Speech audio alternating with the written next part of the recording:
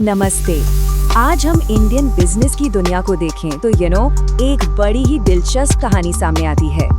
एक तरफ तो मार्केट में आज थोड़ा दबाव दिखा, लेकिन दूसरी तरफ आने वाले कल की तस्वीर काफी मजबूत नजर आ रही है। तो सवाल ये है कि ये दो अलग अलग बातें एक साथ कैसे हो सकती हैं? चलिए इसी को समझने की कोशिश करते हैं।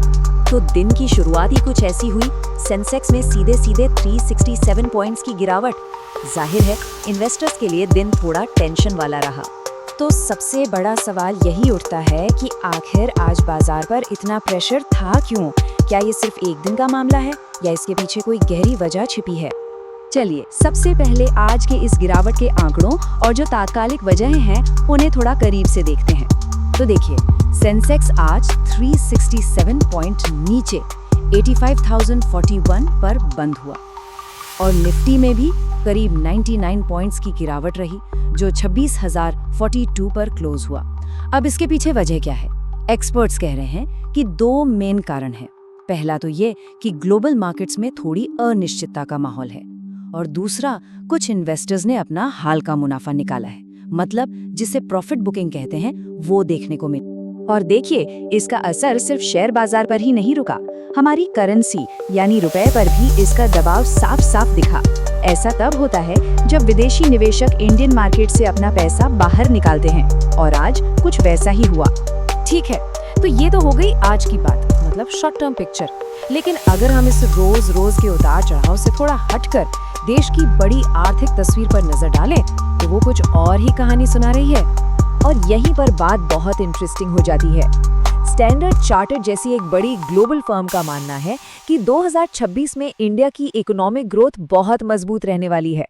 ये आज की मार्केट की गिरावट से बिल्कुल उल्टा एक बेहद पॉजिटिव सिग्नल है। अब जरा ग्लोबल लेवल पर चलते हैं, जहां से एक और अच्छी खबर आई है। एक ऐसी खबर जो इंडिया की आर्थिक बुनियाद को और भी मजबूती दे रही है।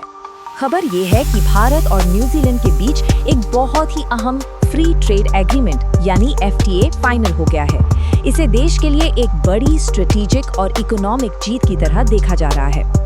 अब इस डील का मतलब क्या है? सीधा सीधा मतलब ये है कि उम्मीद की जा रही है कि दोनों देशों के बीच व्यापार डबल हो जाएगा। सोचिए, इंडियन एक्सपोर्टर्स के लिए कितने नए मौके खुलेंगे। और ये सिर्फ सामान के आने जाने की बात नहीं है। इस समझौते से इंडियन प्रोफेशनल्स के लिए करीब 5,000 नई नौकरियां भी पैदा होने की उम्मीद है, जिसका फायदा सीधे तौर पर लोगों को मिलेगा।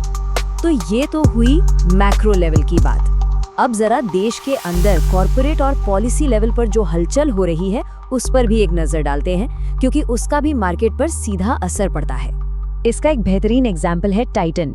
कंपनी ने जैसे ही ऐलान किया कि वो अब लैब में बनाए जाने वाले हीरों के बिजनेस में उतर रही है, उसके शेयर्स ने तो रिकॉर्ड ही बना दिया। ये साफ दिखाता है कि मार्केट नए और इनोवेटिव आइडियाज को कितना पसंद कर रहा है।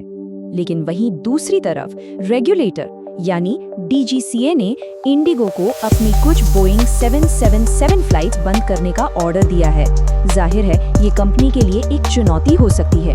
अच्छा, अब सेबी की तरफ से भी एक बहुत काम की खबर है। देखिए, पहले क्या होता था कि अगर किसी इन्वेस्टर के शेयर सर्टिफिकेट्स वगैरह खो जाते थे तो सिर्फ 5 लाख रुपए तक के मामलों में ही आसानी होती थी। लेकिन अब इस लिमिट को बढ़ाकर सीधा 10 लाख रुपए कर दिया गया है।